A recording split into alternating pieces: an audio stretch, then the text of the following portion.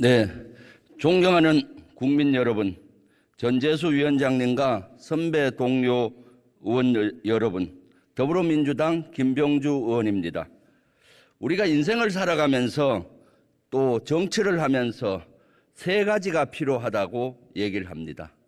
그 세 가지는 거울과 지도와 나침판입니다. 거울을 통해서 나를 돌아보면서 현재를 분석할 수 있습니다. 지도를 보면서 현재 위치와 현재 상황을 파악할 수가 있습니다. 나침판을 보면서 앞으로 나아갈 방향과 해결책을 찾아 나갈 수가 있습니다. 저는 이러한 틀을 가지고 정치개혁에 대해서 말씀드리고자 합니다. 첫 번째 틀인 거울을 통해서 저부터 또 국회의원으로 스스로 돌아보았습니다. 우리 국회의원들은 누구보다도 바쁘게 살아갑니다. 열정적으로 업무를 합니다. 아침 7시 30분부터 하루를 시작해서 공부, 연구, 세미나 이런 데 열심히 참석합니다. 또한 밤늦게까지 지역과 국회를 오가면서 국민을 생각하고 힘써오고 있습니다. 하루하루 열성적으로 이렇게 열심히 일하는데도 불구하고 우리 국회는 어떻습니까? 국민의 신뢰를 잃고 있습니다. 싸우는 국회의원의 이미지가 비춰지고 정치 혐오 현상이 발생하고 있습니다. 열심히 일하는데도 왜 이런 현상이 일어날까요? 이 문제의 본질에 대해서 저는 많은 고심을 했습니다. 이것은 사람의 문제인지 이것이 제도의 문제인지에 대한 고민이었습니다. 저는 이것은 사람의 문제라기보다는 제도의 문제라는 것을 생각했습니다. 현 시스템상으로는 누가 국회의원이 되더라도 이 틀 속에 갇혀서 국민과 동떨어진 국회에 머물 수밖에 없을 것입니다. 거울에 이어 지도를 펼쳐놓고 원인을 분석하여 정확한 진단을 내려보았습니다. 첫째, 국회의원의 생각의 틀, 생각의 프레임이 국가와 국민이 아닌 지역과 지역 주민인 경향이 많습니다. 국회의원의 활동 범위가 지역에만 국한되어 있는 경우가 많습니다. 숲을 보고 나무를 봐야지 나무만 바라보니 국회의 기능이 국가와 국민이라는 큰 틀 속에서 접근이 제한됩니다.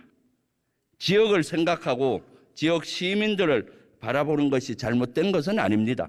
문제는 이것이 지나치다 보니까 문제가 발생하는 겁니다.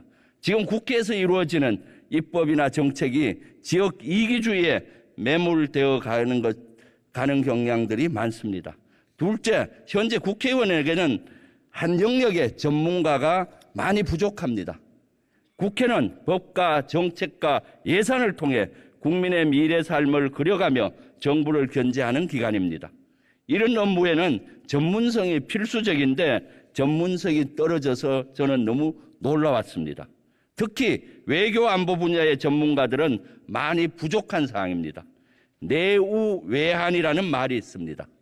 국내 문제가 발생했을 때 우려로 끝날 수 있지만 외부의 문제는 환란이 된다는 뜻입니다. 외부의 문제는 국가의 존망과 운명이 걸려있는 문제인데 현재 국회에는 이런 영역을 전문성 있게 다뤄줄 전문가가 부족한 실정입니다. 셋째, 국회 구조가 양당 체제로 굳어져 극한적인 대립으로 이어질 수밖에 없는 구조가 되어 있습니다. 노무현 전 대통령께서도 자서전에서 1등만 살아남는 소선거구제가 이성적 토론을 불가능하게 만드는 지역구도와 결합해 있는 한 우리 정치는 한 걸음도 앞으로 나아갈 수 없다. 정책 개발보다는 다른 정당과 지도자에 대한 증오를 선동하는 것이 훨씬 효과적인 선거 운동 방법이 된다고 하셨습니다. 또한 모든 정당에서 강경파가 발언권을 장악한다. 국회의원을 대폭 물갈이해도 소용이 없다. 이것이 내가 20년 동안 경험한 대한민국 정치의 근본 문제였다고 하셨습니다. 예를 들어 이번 본회의에서 통과된 민생법안, 양곡관리법이 그런 사례입니다. 이재명 대표 1호 민생법 발의란 이유로 국민의힘에서는 무차별적으로 반대하고 있습니다. 본 의원은 이러한 대한민국 의회 정치를 보면서 정치개혁을 어떻게 해야 하는지, 정치개혁의 나침판의 좌표가 어디를 지향해야 되는지 고민했습니다.